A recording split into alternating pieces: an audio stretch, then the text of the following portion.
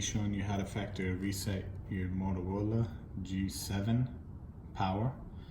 Now locate the power button, volume up, down. Press the volume down along with the power button. When this screen comes up, press down to change the settings. Go to recovery mode, press the power button to select.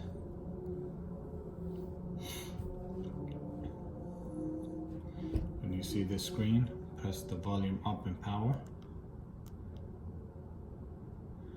Now, if before you do that, just wait about 15 seconds.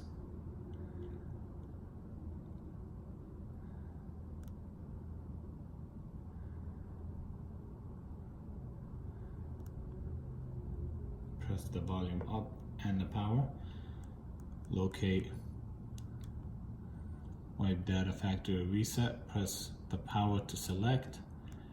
Scroll down, press yes. Press yes. If you come up with this, just scroll down, press the bottom option. When it comes up, press reboot. And this is how you factory reset your G7 power. When it comes up, when it turns on, it will be on the factory settings.